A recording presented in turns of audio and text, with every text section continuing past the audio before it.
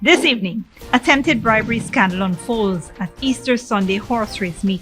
Join us as we discuss the shocking incident involving a US-based Guyanese found with an unlicensed firearm who allegedly attempted to bribe police officers. Plus, environmental crisis grips Guyana.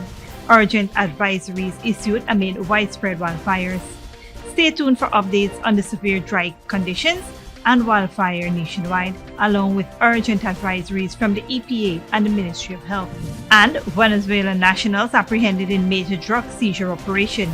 We'll bring you the details on the joint operation conducted by CANU and the GDF Coast Guard, resulting in the arrest of 2 Venezuelan males in connection with a significant drug seizure. Also, United Airlines launches a non-stop flight from Houston to Georgetown.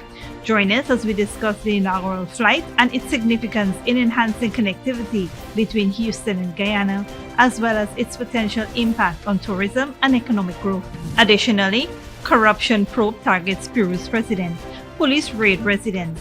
We'll discuss the ongoing corruption investigation linked to the undisclosed luxury watches and the recent raid on the home of Peru's President Dina Boluarte. Stay tuned for these stories and more.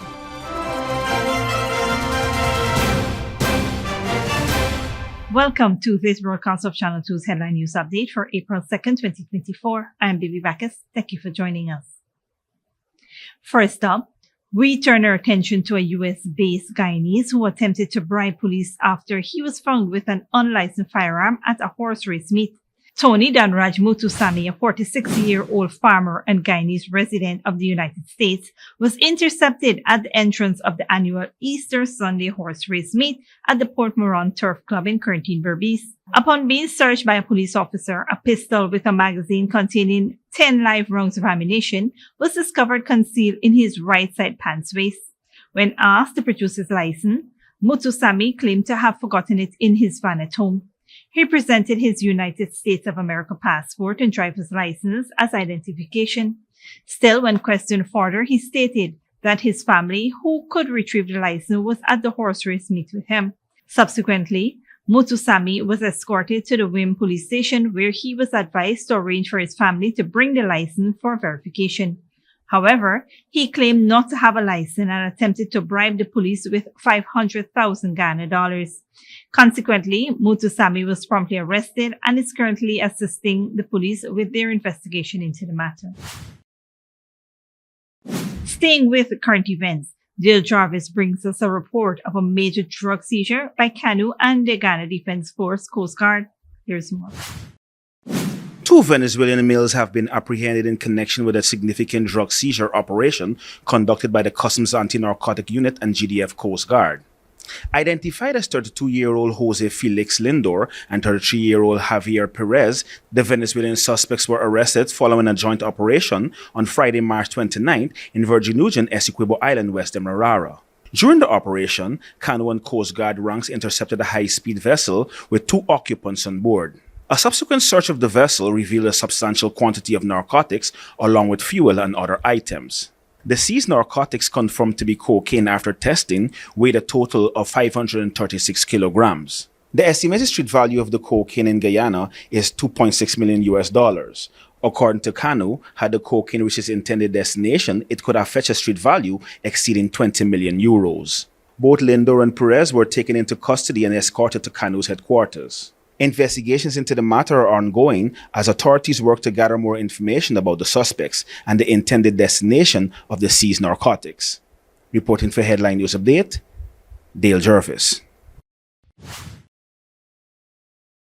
Thanks, Dale. The Environmental Protection Agency and the Ministry of Health have issued urgent advisories as Ghana experiences severe dry conditions leading to widespread wildfires nationwide. The dry spell attributed to El Nino has created favorable conditions for wildfires, primarily caused by spontaneous combustion and human activities such as burning rice fields, farmlands, construction waste, and garbage. The EPA has highlighted that these wildfires damage the environment and pose significant health risks to communities. Smoke blankets several areas and affect air quality. Notably, regions along Quarantine and East Bank Demerara corridors and Georgetown have experienced moderate to unhealthy air quality, particularly during evenings and early mornings. To mitigate the situation, the EPA urges citizens, including rice farmers, residents, and stakeholders, to refrain from activities that could exacerbate wildfires. Additionally, a National Wildfire Crisis Management Committee, led by the Civil Defense Commission, has been established to enhance surveillance and hold those responsible for starting fires accountable. Meanwhile, the Ministry of Health has cautioned about the health hazards associated with wildfire smoke. The smoke contains gases and fine particles that can cause respiratory issues, especially for vulnerable groups such as children and the elderly and individuals with pre-existing health conditions. Symptoms of prolonged exposure to smoke including coughing, trouble breathing, wheezing, and headaches. To protect against wildfire smoke, the Ministry of Health advises keeping windows and doors closed, wearing N95 or KN95 face masks outdoors, and avoiding burning candles or incense indoors. Central air conditioning systems should use high-efficiency filters, and individuals should refrain from strenuous activities during smoke periods. Both agencies emphasize the importance of staying informed from reliable sources, monitoring symptoms, and seeking medical assistance if experiencing difficulty breathing or chest pains. They also urge communities to support each other, especially vulnerable individuals, and prioritize mental health by remaining calm and avoiding stress during this challenging period. By following these recommendations, citizens can help safeguard their health and well-being amid the ongoing wildfire crisis. Citizens can also contact the Environmental Protection Agency for additional information or assistance on 226-5467. Stick around when we return. President Ali unveils over $1 billion investment plan, and Ghana Prison Service promotes family reconciliation with kite distribution.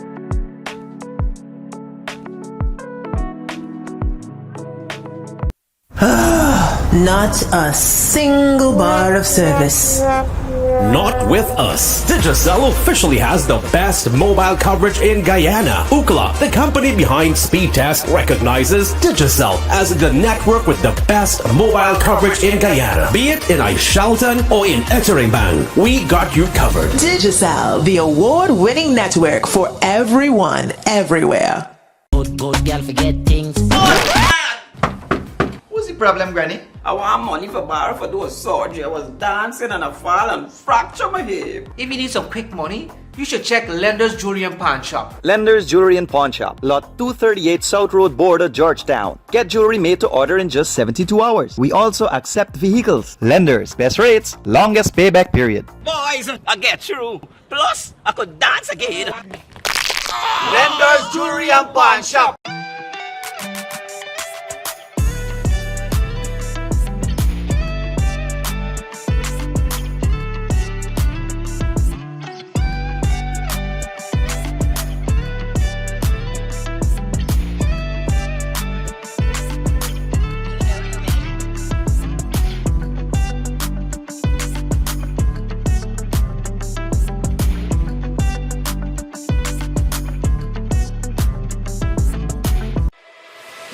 Furnishing your home or office has never been easier. Here at Kissoon's, our inventory of locally made and imported furniture, offered at amazing prices, will leave you wanting more. From vinyl, floor rugs and carpets, bedroom, dining and living room sets, mattresses, pillows, office desk, chairs and filing cabinets, outdoor benches and tables. We have a piece of furniture for every room imaginable in your home or office. Check out our flagship store at Industrial Site Rijnveld or one of our branches in New Amsterdam, Port Morant, Riverton and Camp Street. Kissoon's Furniture, furnishing homes for over 50 years.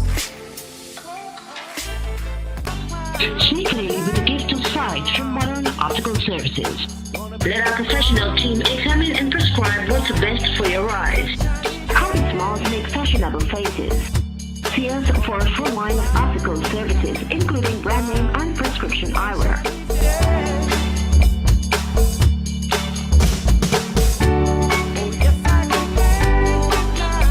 Modern Optical Services, 316 Middle Street, Georgetown. Telephone 226-1082.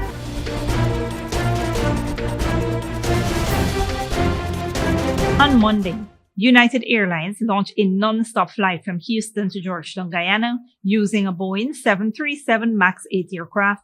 This new service operates 4 times weekly and provides direct access between the two destinations. Patrick Quill, Senior Vice President of Global Network Planning and Alliances at United Airlines, emphasized the significance of this new route in connecting Houston with one of the world's fastest-growing economies. Wanid Waldron, Minister of Tourism, Industry and Commerce, expressed enthusiasm for the boost in tourism prospects resulting from the new route.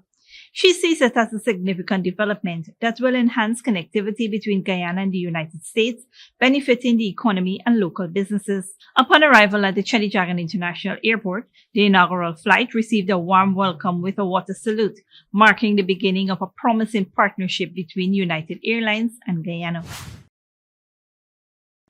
In other news, the government is driving significant development initiatives in Region 9, focusing on growth and sustainability in the Upper Takatu-Upper Essequibo region. President Dr. Mohamed Irfan Ali led an outreach during the recently concluded rodeo in Napi Village, announcing over $1 billion in investments for the Rupununi region, exceeding budget allocation. These investments will empower communities to contribute to their development and the nation's progress. Recent deliveries of cassava plants for additional distribution and installing a cassava mill underscore the commitment to agricultural development. Residents also received solar photovoltaic household systems, highlighting efforts to enhance living conditions. President Ali reaffirmed the government's commitment to prioritizing the needs of the people, with further interventions planned for Amerindian villages nationwide.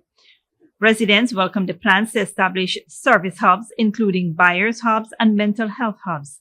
They anticipate employment opportunities and improved facilities.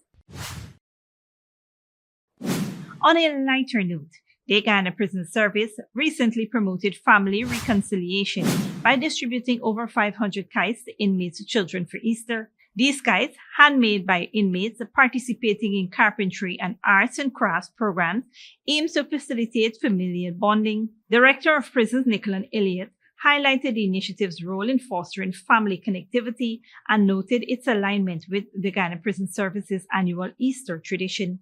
Elliott emphasized the importance of such programs in strengthening bonds between inmates and their children, contributing to family reconciliation upon release. The Guyana Prison Service says they remain committed to providing social programs to support this bond between inmates and their families.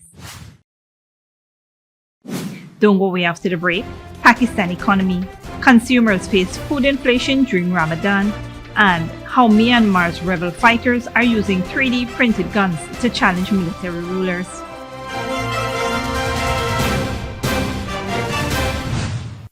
Experience more than award-winning speed.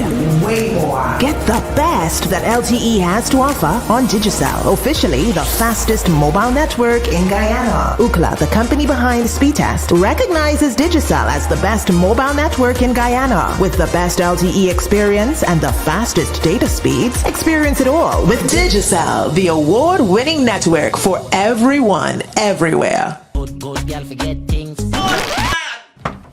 What's the problem, Granny? I want money for borrow for doing surgery. I was dancing and I fall and fracture my hip. If you need some quick money, you should check Lender's Jewelry and Pawn Shop. Lender's Jewelry and Pawn Shop, Lot 238 South Road Border, Georgetown. Get jewelry made to order in just 72 hours. We also accept vehicles. Lenders, best rates, longest payback period. Boys, I get through. Plus, I could dance again. Lender's Jewelry and Pawn Shop.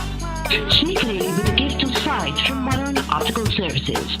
Let our professional team examine and prescribe what's best for your eyes. Current smiles make fashionable faces. See us for a full line of optical services, including brand name and prescription eyewear.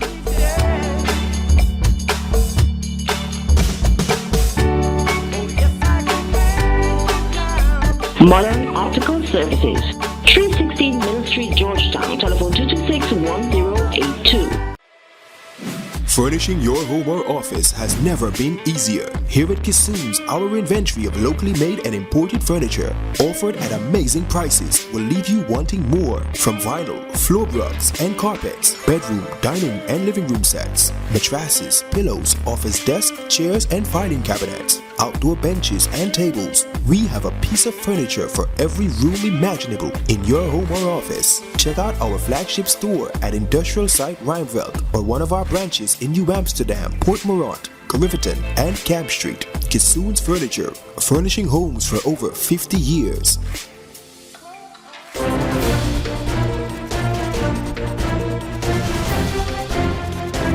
Welcome back. Now we take a look at what's happening in the region and around the world. The home of Peru's President Dina Boluarte has been raided as part of a continuing corruption investigation linked to undisclosed luxury watches, police said. It is alleged that she only accumulated them in the past couple of years. Al Jazeera's Mariana Sanchez reports.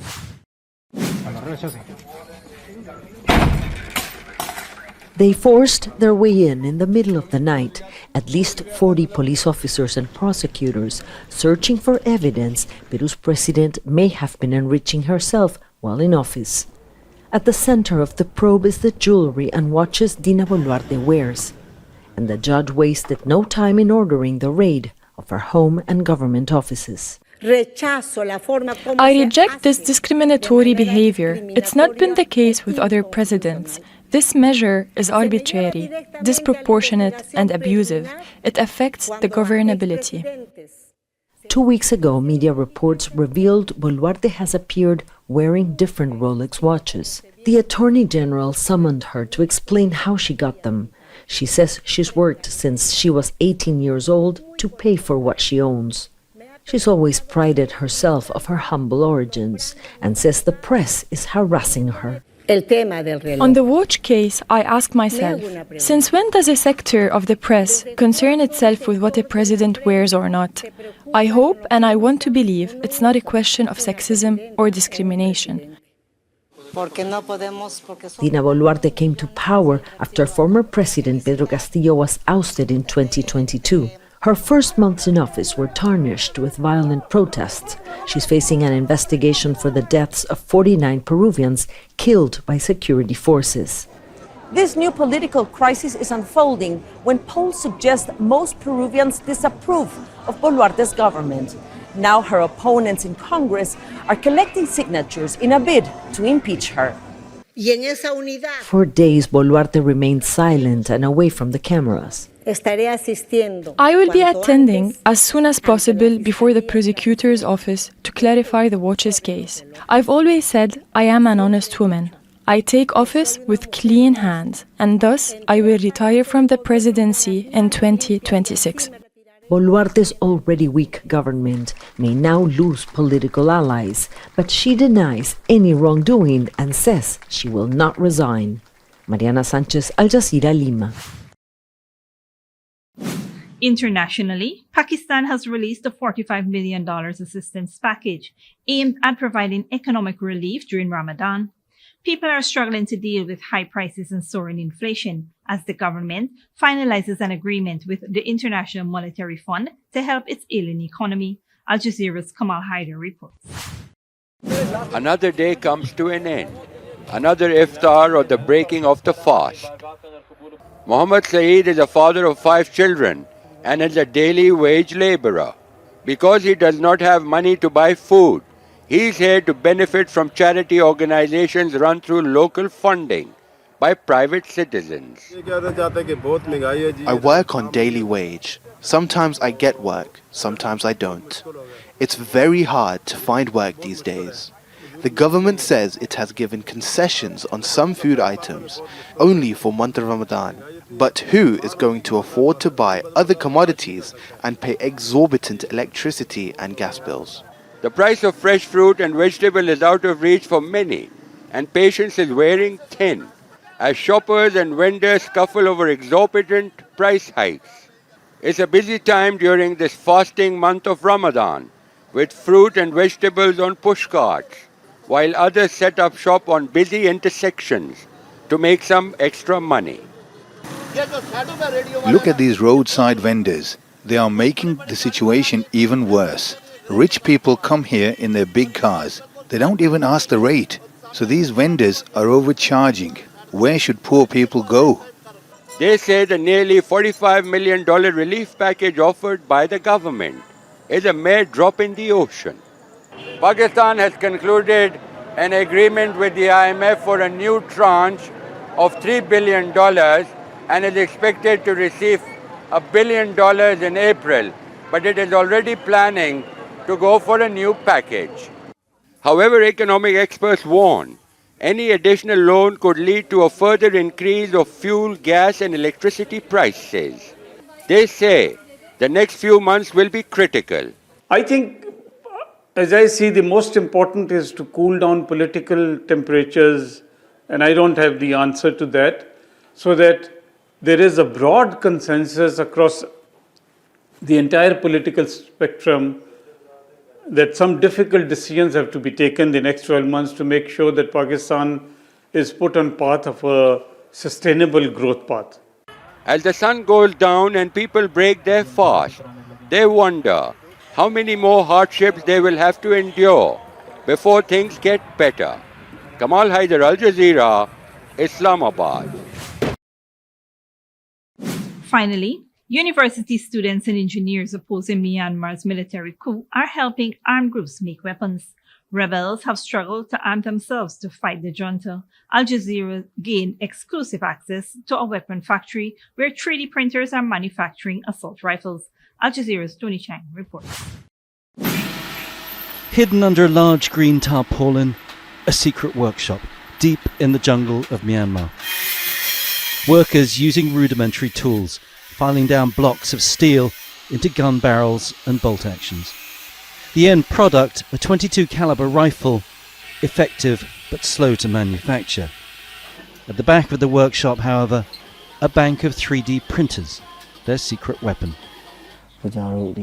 It's possible because of the young people who understand technology. For a middle-aged man like me, we combine our experience with their technology to produce these products. Components for M16 assault rifles, printed in strengthened plastic filament. A precision lathe is still needed to bore the metal components, but their design has evolved through trial and error. They're facing the Myanmar military with armoured vehicles, heavy artillery, and unchallenged power in the air. The military government has brought in mandatory conscription in response to the increasingly effective opposition to its rule. But as the civil war transforms into guerrilla tactics on multiple fronts, many soldiers don't seem to have the will to fight. Right now we see a lot of Myanmar soldiers, they decided to surrender, right, with a resistance group. And the thing that we find from the reason why they surrender, because the morale is not so good. Captured weapons and ammunition have enabled the ethnic armies to overrun hundreds of military bases in the last 6 months. And the 3D printed rifles have passed the ultimate test. Our products are now in the battles. We met some soldiers we gave our weapons to. They said it has seen action. Now I'm motivated. Now they're producing 100 semi-automatics a month, but they're aiming for 1,000 if they can get the raw materials, boxed up and ready to ship out to the front line. Tony Cheng, Al Jazeera. This brings us to the end of the regional and global news coverage. Up next is the 3D weather forecast.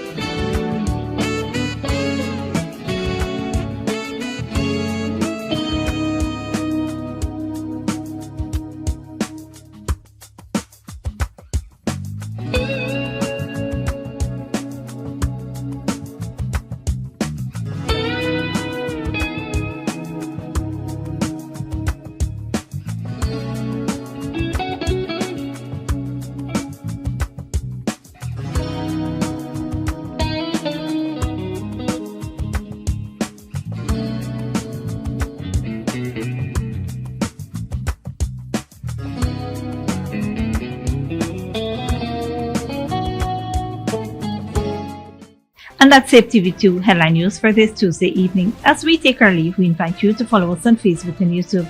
You can tune in tomorrow at 6:30 a.m. for a rebroadcast and at 7 p.m. for more news. Until then, please take care of yourself and each other.